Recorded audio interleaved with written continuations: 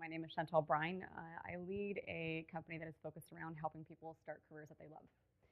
I just think life is too darn short to do something that you do not enjoy. I don't want to be somebody who longs for Fridays and groans on Mondays. Just not interested in it. And so, in doing the work that we've been doing, a large part of why we started the business was in response to the Ivany report. We've all heard it. I mean, for crying out loud, this campus is named after him.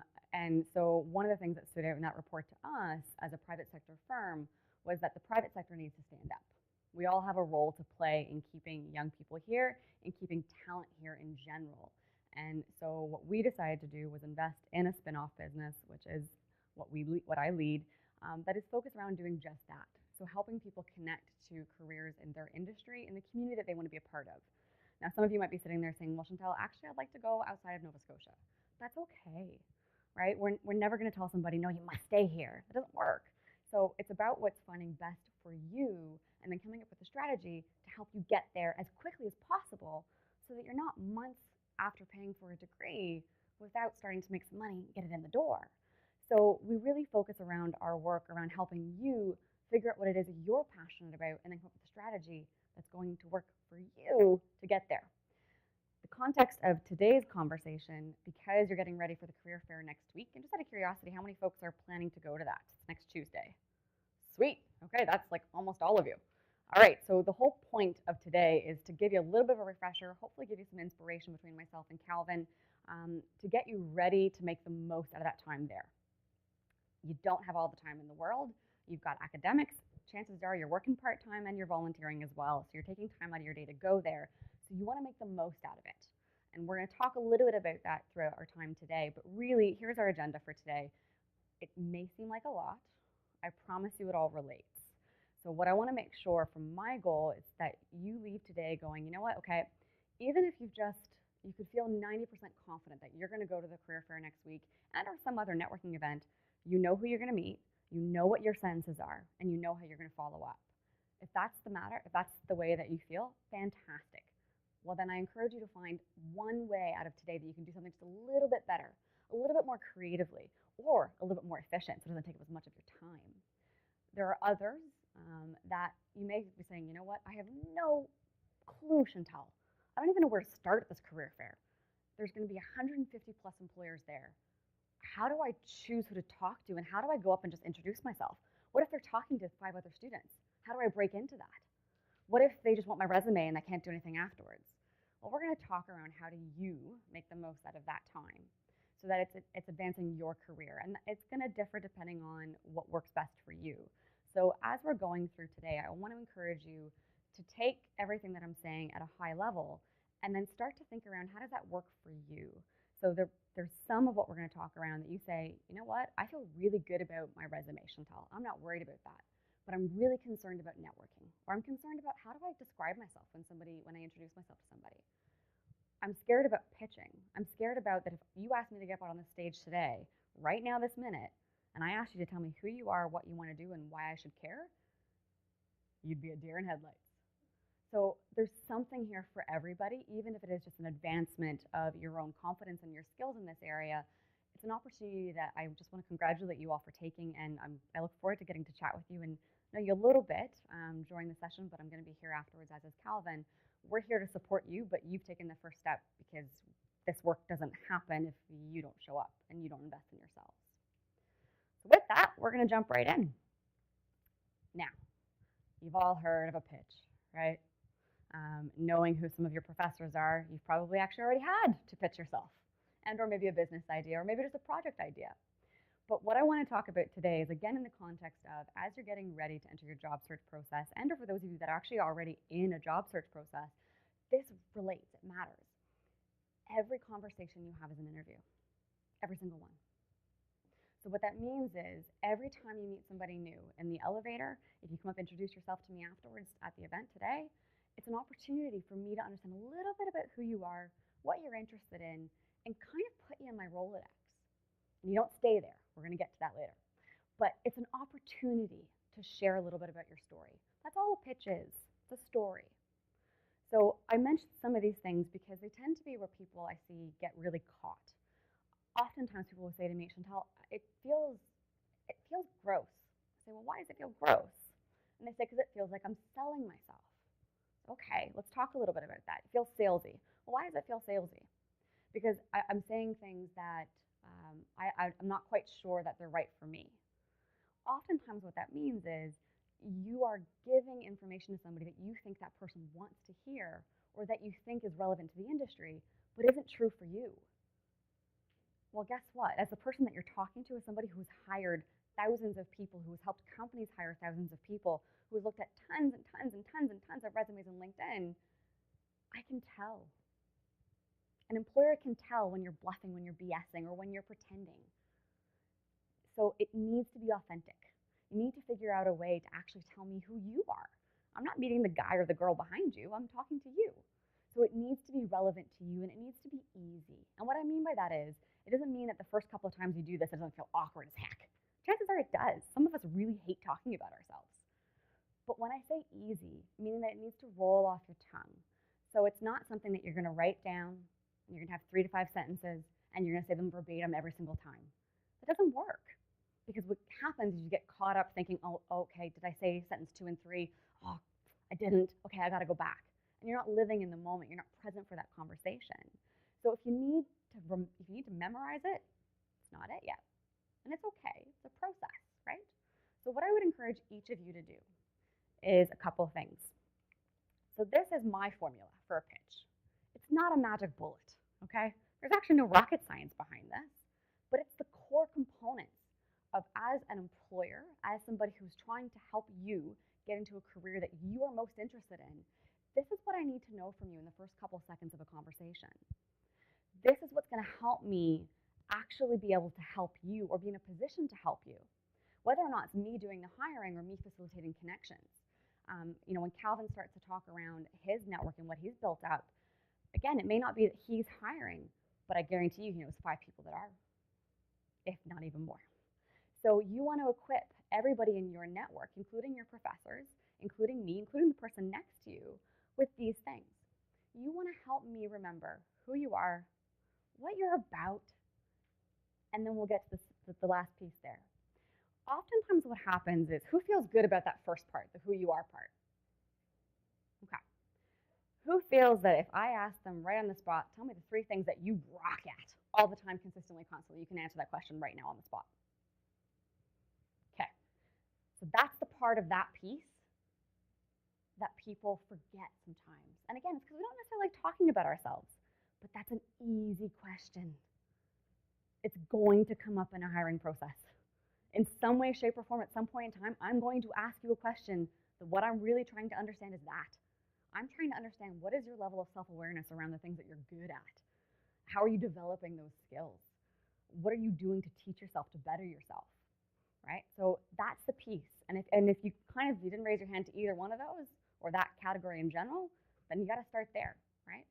Oftentimes it's really easy. So when I talk around role descriptors, people will tell me, well, I'm a salesperson for blah, blah, blah, or I'm an account coordinator with enterprise. Well, that's not really who you are. That's your title. It doesn't tell me what you do. It doesn't tell me what you love to do. It doesn't tell me what you're good at, right? So it's not enough. It's a starting point, but it's not enough. And then you start to go to the second bucket there, what you're about. So in doing the CSI that you all have completed, or most of you have completed, one of the questions in there was, if you had a magic wand and you could do anything that you wanted to do you know what it would be? Interestingly enough, I can ask people that question at any stage in their career, and oftentimes, like 8 times out of 10, the answer is no, not really. Or I've got some of it, Chantal, but I really don't know. So if the perfect opportunity landed on my desk now, I wouldn't know it from any other. So you're not alone in that. But the point of me talking around that is, if you can start to talk to employers as connections, as people you meet, as your colleagues, your professors, about what it is you're passionate about, guess what happens? You get excited, right? It becomes easy. Maybe you're like me. I talk with my hands. I can't help it, right? I love what I do, and I can't fake it. So it becomes contagious. Hopefully you're all sitting there saying, yeah, I believe her. Maybe a few of you that don't, but that's okay. It's real for me. So when you can talk around what you're passionate about, you show up. You show up fully. And what happens is, remember that script that you wrote a couple minutes ago? You forget it because you're just talking about things that are real for you. Oftentimes people will say, well, I really don't know what I'm passionate about. That's a really big, scary word. So I can't go there, Chantal. Okay, it's fine. Then what are you interested in? Or what are you curious about right now?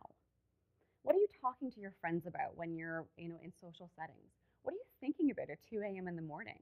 What are the things that are traveling through your mind as you're driving or as you're taking the bus? And just start to take note of some of those things. Because if you do that for at least 2 weeks, you'll start to see some themes. You'll probably see some things emerge that you may not have even thought about actively, but they're there in your subconscious, right? Sometimes we actually know what that second answer is. We're just really scared to say it. Sometimes we're scared to say it because we don't think we can do something that we love and make money in it. I'm a firm believer that that is the case, and that's what we are about. Sometimes it's a matter of, I don't know if I can do that. I don't know that I have the right skills to do that. Or sometimes it's more a matter of, Chantal, I just need to pay the bills. Like, I've got a family to feed. I've got, putting myself through school. I'm working part-time. I just need to make money. I get all of it. My encouraging you to think about your pitch in this formula is not because you're going to leave here in this auditorium today and or go to the career fair next week and a day later walk out with your dream job. It's a process. It's a journey, right? But guess what happens? If to use a bad metaphor, if you're on a bus and the bus is going somewhere, but you're not driving it, who is? It's your career. None of us can do anything for you. We can help, we can support, but you've got to figure out the hard stuff. This is the hard stuff. The other stuff is easy, because once you figure out this becomes the nucleus of your job search. Once you can tell me who you are, what you want to do, and why I should care, guess what happens? You put my network to work for you, so that when I've got a company that is looking for entry-level BD sales relationship management people that's in digital marketing and e-learning commerce, real example, and that's your thing, you want me to think of you. You didn't have to apply to the job. I thought of you. I contact you and say, hey, I got an opportunity that I think aligns with what you're interested in.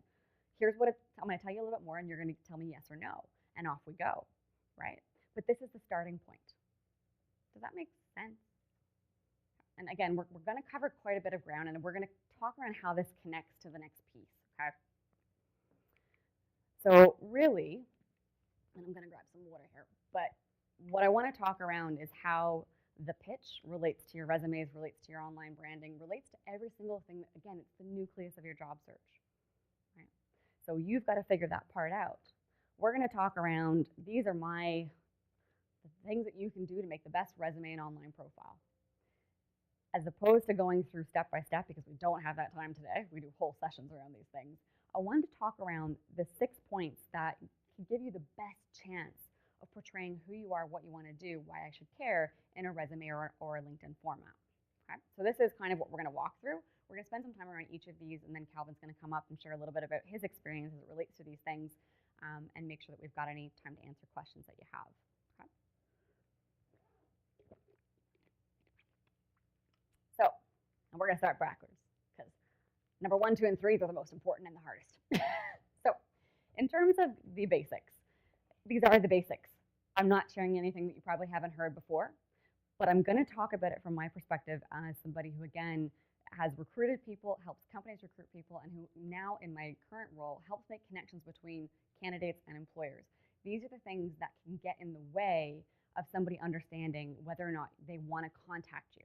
Remember that this is a progression. So you're going to go to the career fair next week. You're going to introduce yourself to an employer. And what I would encourage each and every single one of you to do is have a strategy so that you know what employers you want to meet next week at the career fair. Okay? You can't possibly meet them all. You'll have no voice by the end of the day. But have a strategy. So choose who you want to meet. Then you're going to go up and you're going to introduce yourself, which is why you're going to work on the pitch. And then you're going to follow up. You're going to follow up in one of 2 ways. I'm a big fan of both. By email, because you have their contact information, and by LinkedIn. And guess what you're going to do on both of those vehicles? You're going to reinforce what you told them. And then you're actually going to send your resume to them. You might attach it. You might give them a hard copy. I'd still attach it to the email. Remember how many people that I'm going to meet at the career fair. So your job is to stand out. Your job is to make me want to call you. Your job is to get the next step in the process. So make it as easy as possible for me on the other end to choose you. If you don't have these things taken care of in that resume, and quite frankly, some of these relate to your LinkedIn, your email, like proofreading. It sounds like a really small thing, I know, but it's not. Because guess what? If as the person on the other end, I get hung up because you've used a small I as opposed to a capital I, and there's run-on sentences all over the place, and it makes it really hard for me to follow your train of thought, you've lost me. It doesn't still mean that I might not see through that and still want to contact you. But guess what? The next person behind you, they're not going to do those things. So again, this is small stuff, but it can get in the way of you advancing in that progression. So I can't not talk about it, right? The other one here that the two other asterisks is, again, they may seem pretty common sense, and I'd argue they are, but I see it a lot. And for those of you that submitted your resumes, again, kudos to you for doing that. I see people using templates all the time. And I can tell it's just a template. Again, remember how many people I've hired, companies I help hire, resumes I look at on a daily basis. And so when I see a template, I know it's a template. So we're going to get into specifically what exactly do I mean when I say don't use just a template. It's a great starting point, but make it your own, right? Because again, you want to stand out. The other thing there is the references piece. And again, small little thing, but remember your goal. Your goal is to get them to want to call you, to talk to you. Well, if you give them your references right away, why do I need to talk to you? I can call your reference, and he or she's going to tell me whether or not you did a good job and whether or not you fit with my organization. And they don't have the context to actually answer that question. It's a very small marketplace here. Atlantic Canada is a small marketplace. Within certain industries, Canada is a small marketplace, right? So you don't give them the cheat. You want to get there first because remember, it's a progression, right? So you want them wanting to know more and more and more and more about you, and then they call the references. So again, small point, right? The reverse on the LinkedIn side of things, ask for and give references for people that you've actually worked with. If you haven't worked with somebody, don't endorse me for a skill that you don't know that I have. Don't give me a reference because it's not credible. So remember that between your resume and your LinkedIn, you're building credibility of you. You're building a brand for yourself. So you need to be very cognizant that when you're entering that space of being able to build connections and essentially be a bridge for other people by giving references or asking for references, that actually still matters as a recruiter looking at your profile. I look at the references that you give, and then if you're not connected to that person and or I can't make a direct connection, it seems like fluff. It seems like you got a reference just to give a reference, right? Again, minor things, right? None of these on their own are make or break scenarios. But if you see too many of these things in somebody's profile, it tends to give an indication that maybe the attention to detail is not there or they're a little bit scattered in their approach, which again, isn't a make or break. But if I've got two more people behind you who aren't, who are a bit more concise, a bit more focused, well, guess what scenario you're in, right? Photos, again, very small thing, but on LinkedIn versus a resume. On a resume, don't include a photo. Also, don't include anything that's private information. So addresses even, just include your city and your province. Don't include your street address or your apartment number, right? We encourage people not to do that for privacy reasons. And it's a good practice. As an employer, I don't need to know that. I just need to know, are you already in the region that I'm hiring in, or am I looking at a relocation? It's the only reason for address on a resume, right? The photo piece on LinkedIn, you guys have an iris booth that you have access to, which is amazing. It's a great starting point. You can also make your LinkedIn photos your own, right? You can make your background photos your own. Again, we'll get into some of that. But just make sure you've got a representative photo of who you are in your career, right? That means different things for those of us that maybe are in different fields. So there is no one version of what professional means, but make sure that it is something that's going to represent you well when you're trying to get into the job market, right? So wedding photos, I'm not a fan of. If you're in spandex on a bike, probably not a good idea. You get the drift, right? Any questions around any of the basics? Why does it matter? I've kind of hinted to this already. It matters because it all connects. So I meet you as an employer at the career fair next week. You come up to me, you introduce yourself as somebody who is really interested and excited about branding as it relates to big box companies. And then you follow up with me afterwards. Maybe you send me a LinkedIn request. And on your LinkedIn, it says nothing at all to do with any of that. And then your resume doesn't have anything at all related to that, but it actually tells me you're a butterfly catcher. I use it as an extreme, but you get my point.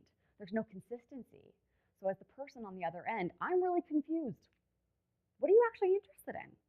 What kind of role, what kind of company should I be kind of thinking that you could be a good fit for, right? And it's not to say that you need to be utterly specific to the point of you're going to tell me you want to be an account manager at a Rogers store in Enfield, Nova Scotia, and you want to be there in 3 years' time. Okay, that's too much, but you've got to hit me. You've got to give me some direction of where you want to go, right? Remember the bus. You've got to drive the bus and want me to get on the bus and understand where the bus is going. And so there's the consistency between if I meet you in person, you follow up with me on LinkedIn, you follow up with me with an email, I see your resume, and then I meet you in person. You want there to be consistency there. You want to be building your story with me. Each and every single interaction is an opportunity for me to learn a little bit more about you. But if each and every interaction gives me new piece of information that's contradictory to the first, we're starting over in our relationship building almost every time, as opposed to us deepening our relationship and me really getting an understanding of who you are, what you want to do, and why it should matter, right? So these things matter. Again, for the sake of today, we don't have time to go into all of these, but there's a ton of resources around how to get your LinkedIn to a good spot. There's a ton of resources around resumes. There's a ton of resources around interviewing and all of those things. But the purpose of today is to give you a snapshot and, again, to get you thinking that as you're going into the career fair next week and or any other event, even the one coming up in January, the We Choose Now event, that you've got a strategy that starts with you. So, again, go back to the pitch, and then you build your toolkit around that, right? We were having a debate before we came in around cover letters, yay or nay. And my response was, it depends on the company, right? Because as the company, I may have a need for a cover letter. It's part of my process. Other companies, I actually don't need that. But guess what? You're going to send me an email of some kind that you're going to attach your resume to. Or you're going to send me a LinkedIn request saying, hey, I just applied for this vacancy with your new company, really excited. Hint, hint, hint. Would totally encourage you to do that. But what you're going to do in either one of those two mediums is pitch me the way you would have in your cover letter. So the technique is the same. The result is the same, but it's just in a different format. So try not to get caught up on the format of things. Get the technique down. Get your pitch down. And then you figure out how to make it work for you in your resume, your LinkedIn, and all your other branding and job search toolkit, right? Again, I've hinted at this because I think it's something that's very often missed. How many of you are in marketing? Okay, so this is not going to be a newsflash for any of you, which chances are it's not a newsflash for anybody. But sometimes it's missed when it relates to our career or job search process. You're marketing you to me, your audience. So you want to engage me. You want me to remember who you are. You want to make it as easy as possible for me to pick you out of a stack. For me to remember that out of the 10 LinkedIn invites I got, and Calvin probably gets more a day, that I remember you. You have to do that. So part of it is the content, but the other part are some very, very small things that, again, they're not make or breaks all on their own for the most part. Formatting can be. But together, when you look at them, you've combined your information in such a way that makes it really easy for me as the reader to understand and remember and connect it back to you, right? Oftentimes people will say to me, well, Chantal, what's the right format? My answer, there is none. There is no right or wrong. It's what actually makes sense for you, depending on the field that you're in, the industry that you're trying to get into, and the audience that relates to that, right? So we're going to talk very specifically about how this relates to resumes in a bit, but you need to think of it in the context of, again, a template is just a template. Use it, morph it, make it your own so that you're using it to your advantage.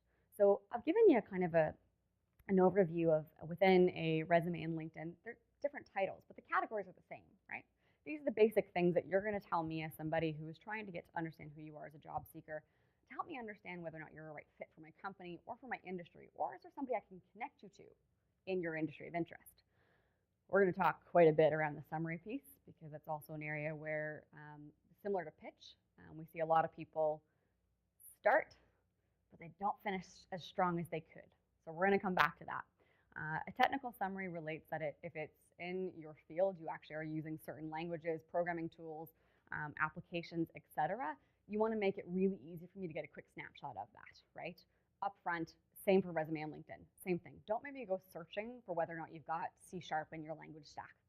Just make it very easy for me. The experience, again, we're going to talk about that because it's often where people can miss an opportunity to really demonstrate your stuff, like to brag a bit and tell me a little bit about the cool things that you've done. So we're going to think around, and I'm going to show you some questions that hopefully get you thinking a little bit differently, because I don't just want to see your job title and you copying and pasting the responsibilities from your job description or your contract into your resume or your LinkedIn. That doesn't actually help me understand what you did in the role, right? Volunteering, again, we're going to come back to that a bit. The education and professional development piece, the achievements awards, references we've already talked around. Again, this is not the only things that you can include in your resume and your LinkedIn, but these are the main categories that you want to be able to think of, right? And give me an understanding of who you are. The other thing that I'm going to mention here around the achievements and awards, there's a couple different ways you could fit this in. Hence my comment around formatting, you need to make it work for you. For some of you, you may choose to have career highlights at the very top of your resume or your LinkedIn. And in that, you're going to say, here are 3 things that I'm uber proud of. Some of those could be awards, some of those could be career achievements, and others could be something that's related to an academic project where you excelled, you were a team lead of some kind, and you're really proud of that. Well, you can include them there. You can actually have a whole different section on it. So there's tons of different ways to make the information show up because it's relevant, right, on your resume or on your LinkedIn. Same thing with education and professional development. A lot of times people will say to me, well, Chantal, maybe this is my 3rd degree, I've worked in between, and I've done some projects that relate to my new field of interest, but I really don't have any experience other than that. How do I show that? Anybody have a concern around how many of you, if I was to say, can you give me a couple of examples of some really cool academic projects that you would know where to put them in your portfolio that you feel good about? Okay, so this is why we talk around this, because they're relevant. And part of it, I've kind of a cheat sheet into what you guys do in your courses. So I know you've got some really cool things that you work on. Well, they relate. So you want to tell me about that. Here's the thing. You could include them in that summary section. You can include them underneath your education. You can include them in a relevant education section, or relevant experience section, rather. Don't get bogged down in the format before you get the content down. Get your content, and then you worry about your formatting, right? Again, there's tons of templates, and some of the resources that I've got at the end here will be shared just to give you an idea of where I think are some really good templates that you can use as a jumping off point, and are some things to consider to make your life a little bit easier when you come to formatting. Again, people stress about the formatting before they've got the content. You've got to get the content down first, and then you can figure out the right way to make it flow for you. So those are in no particular order, right? There's not a set formula for how I need to see that information. For some people, if you're just graduating from a program, you've got maybe you've got 2 years experience or under 2 years experience, but it's not really quite related to the industry that you want to go in, you may choose to put your education at the top, and underneath your education, you're going to have a couple relevant projects that demonstrate experience that are relevant to my industry, the one you're trying to go into. And then you have your experience section with maybe you've got 5 years of experience in a completely unrelated sector that you're using to build up your portfolio around transferable skills. Others, if you've been working for 10 years, chances are your education needs to be at the very back because it's not about your degree anymore. It's about what you've done with your degree, right? So again, it needs to make sense for you. At the same time, remember that it needs to make also sense for me as your reader, right? Again, flag, ask questions. You've got cue cards. We're going through a fair amount of content in a short amount of time, so I want to make sure it's all relevant.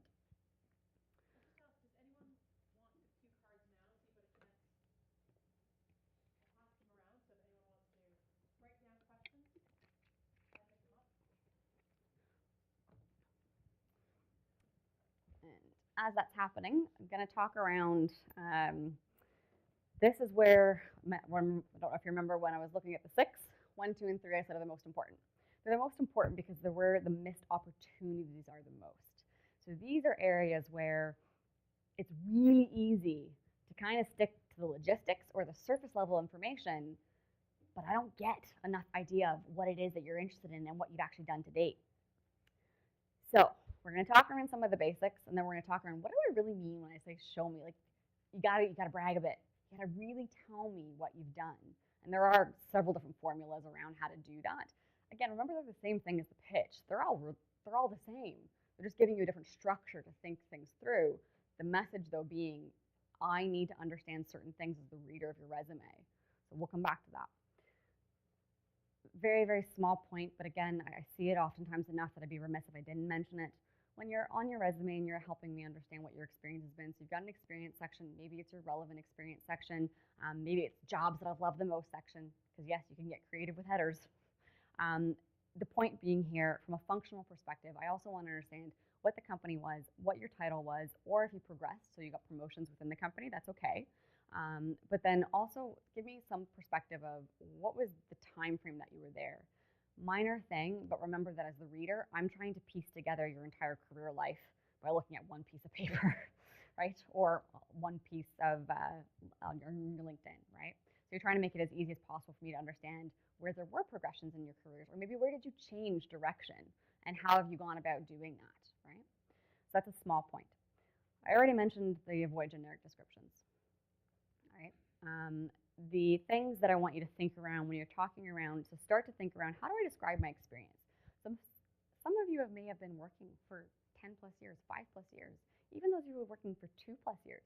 If you've been in a small business, a nonprofit, working with an entrepreneurial company, and are just doing some really cool projects in all of your classes, you've probably got a lot of experience. So how do you condense that into a short version of a document? Ideally 2 pages as a starter point for a resume. You can go up to 4 depending on length of career and field you're going into. Again, know your audience, but also your LinkedIn. You've got a limited amount of space. So when you're talking around it, you don't want to spend your time giving somebody your job description. Job descriptions can sometimes have up to 15 bullets on them. Well, chances are you probably actually only did 5 of those on a regular basis. The others the company just had to put on there because they need to be able to say this is part of your responsibilities, right? But they're not relevant because you didn't actually do those things consistently and constantly. So think around that. What did you actually do? On a regular, typical day, what were your responsibilities? What did you achieve when you were there? Or what did you help the company achieve? So sometimes people will really struggle and say, you know what, I don't know, Chantal. I did my job. I came in, I went home, I was responsible for managing customer inquiries, and that was it. All it takes is to go a little bit deeper. How many calls did you get a day? Oh, I got, we had a quota of around 15 a day. Okay. Did you meet your quota consistently and constantly? Actually, I exceeded it most months out of the year. Great. You'd be surprised that sometimes people don't put that. That's an amazing sentence to say. Another example, I worked with a charity, and part of my role as that charity was to help with fundraising. Okay. What did you do? What did you achieve? Well, actually help the fund raise $10,000 in a 2-month period. Whoa. What was your responsibility? I was actually canvassing, knocking door to door, and introducing the fund to people. Okay, so how many of that 10 did you get? I'm not really sure. Estimate. So you see where I'm going with this, right? Drill down as much as you can into the results that you either directly achieved, or maybe you achieved as part of a team. Because let's face it, sometimes we work in a team where we're just not responsible for our own stuff. And or what do you think you helped the company achieve? So sometimes people will struggle with, actually, I don't really know what the results of my work was. So if you're working in a bigger company, sometimes you may not know what the results of the company are. But if you've got a good relationship or rapport, or it's somewhere you're still working, ask a supervisor. Ask them to just, talk around high level. What did I help you guys? What would you say is the thing that I did that actually helped us the most? Can you give me a sense of how I helped the company? Like, were there efficiencies that we were able to improve? Did we increase sales? Did we reduce turnover? Ask somebody. If you've got a good relationship, there's no reason you can't, and it builds your network. Right? So dive deeper into your experience beyond just what's on your job description or what's on the job ad or the title. Right? I talked around the academic and personal projects before because, again, sometimes I often hear, well, I don't have any experience relevant to my field. Okay, let's be a little bit more creative and outside the box for that. So have you volunteered that's done something? So if you're going into marketing, which a few of you are, and clearly you are an academic now, so you've got some projects that you're working on. Maybe in those projects you feel like you're not getting direct relevant experience to the particular part of marketing that you want to go into. Well, is there something that you can do outside of your academics where you can gain that experience? So it could be volunteering. It could be a project that you're going to do just for the sake of doing it. I'll give you a different example from a technical perspective. I've hired a lot of folks within development roles, IT, and as an employer, you can tell the ones who love it. I had this gentleman once, and he hates when I tell this story, but he came in, we're interviewing, I've got myself and our CIO, who's from bigger companies than what we were. We were a small entrepreneurial company, and we're talking to him and saying, tell me what interests you about our opportunity. And he sat forward on the table, and he said, well, Chantal, this is just my jam, I love it. And my CIO looked at me, and like he was like, is this guy crazy? He's talking about jam. Well, what is he talking about? That was who I was working with, right? Great guy. But I had to explain to him that this is somebody who's really passionate about this. And then through the course of the interview, he absolutely backed it up. On his first day, he brought in a stack of books and offered to share them with the rest of the team so that they can continue learning new things. These were not books that somebody forced him to buy. They were not books that he brought or bought as part of his academic projects. He bought them because he's that interested in it.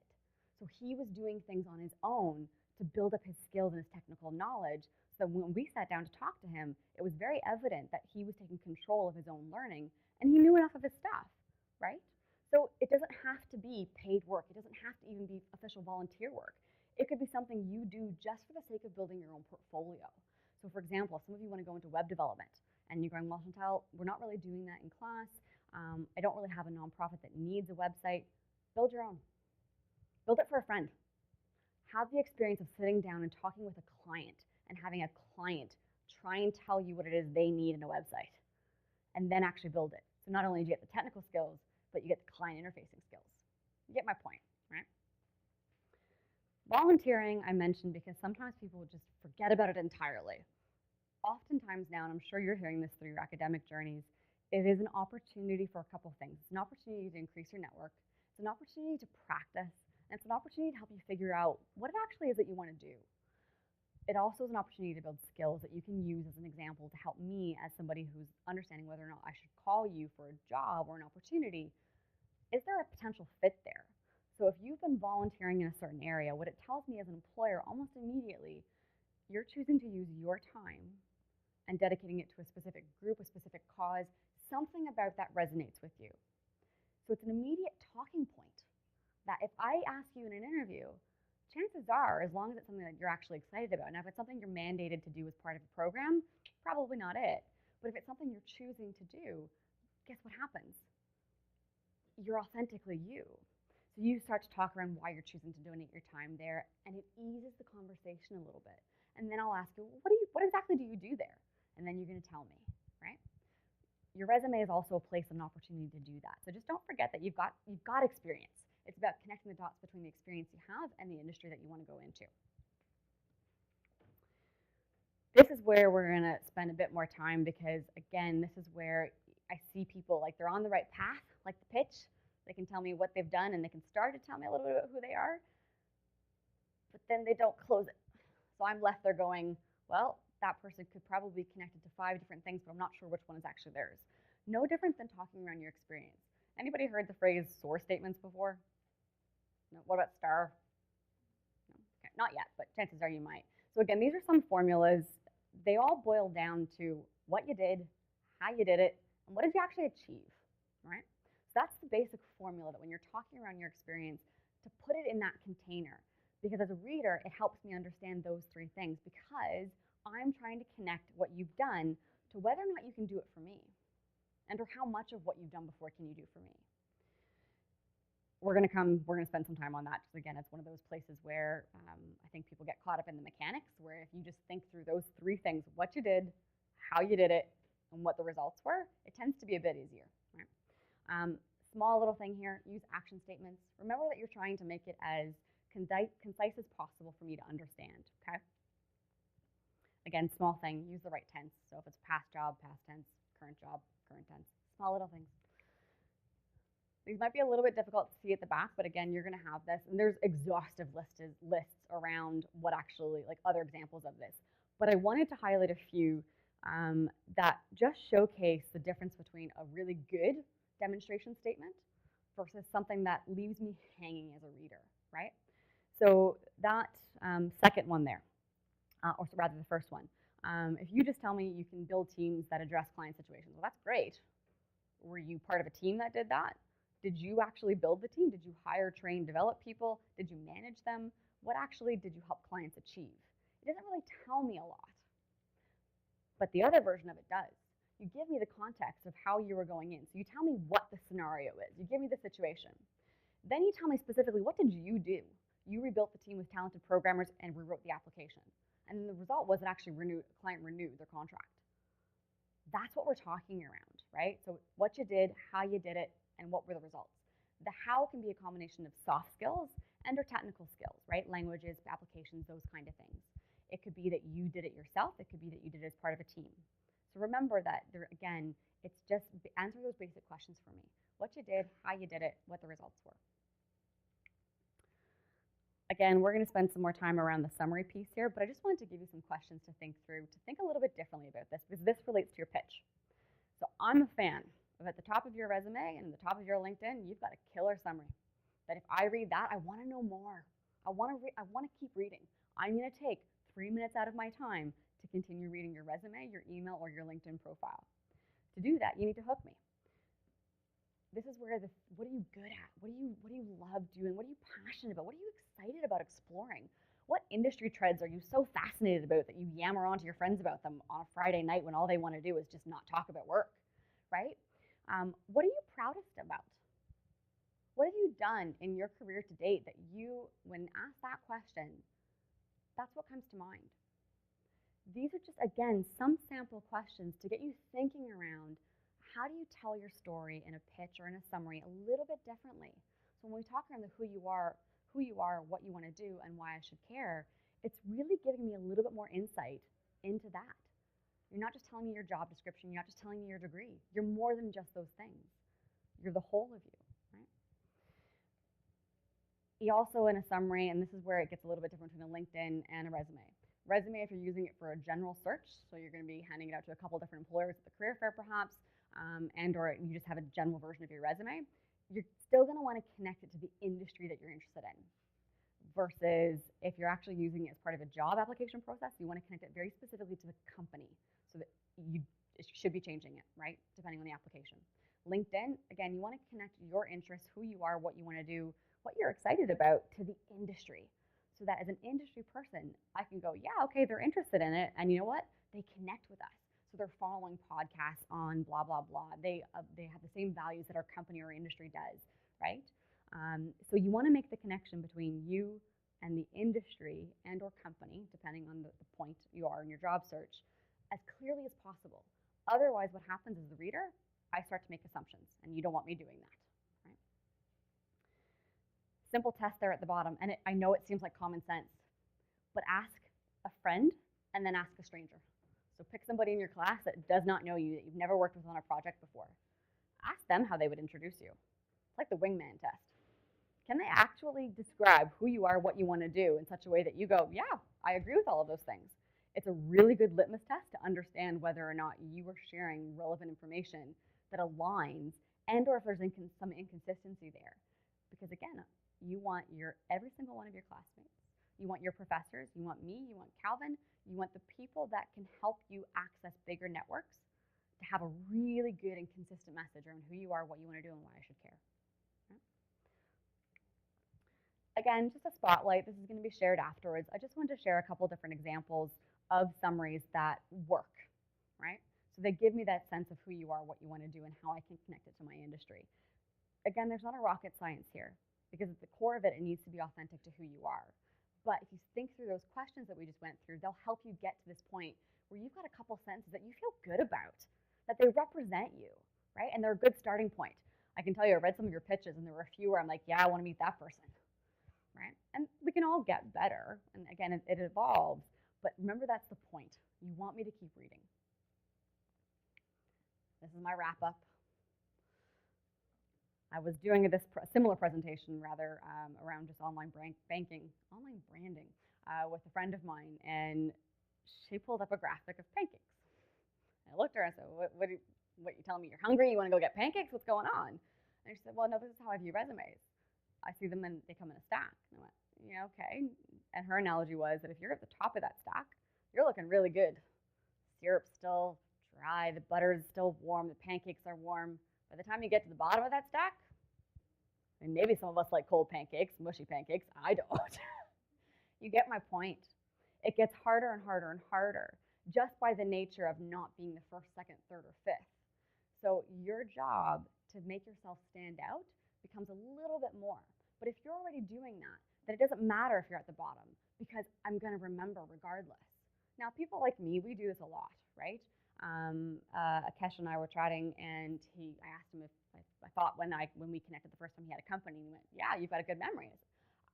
You remember people who are memorable, right? And when you're authentically talking around just who you are, either in paper or in person, it's memorable. So it is actually that simple in terms of going back to that root of it's about you, right?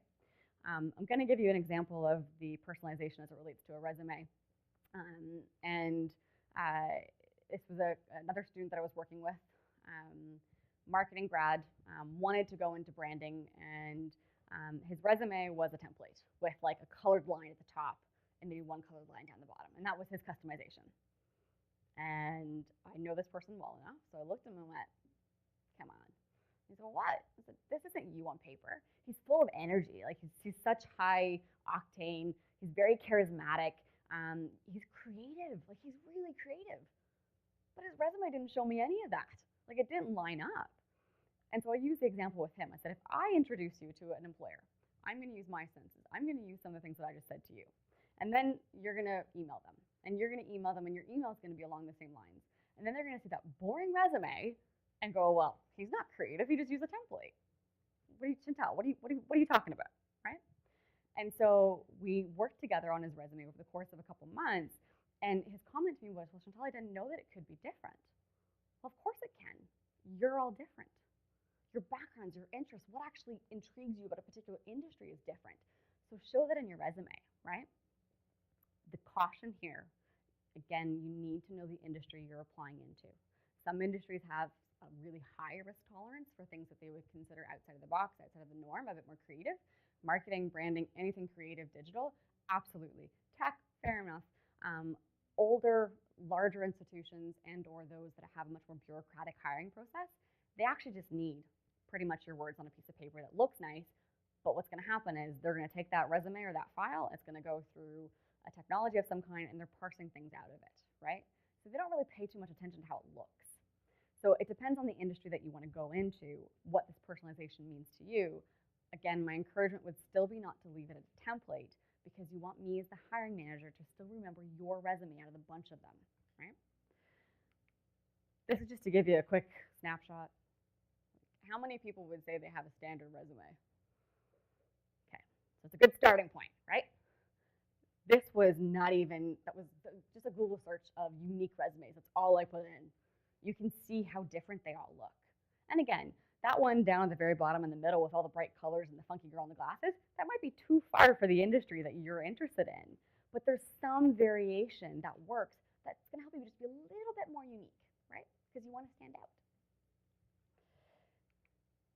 Samples and resources I mentioned, again, this will be made accessible to everybody afterwards, so don't expect you to have to jot any of these down, but just a few things that I would highlight as starting points for the discussion.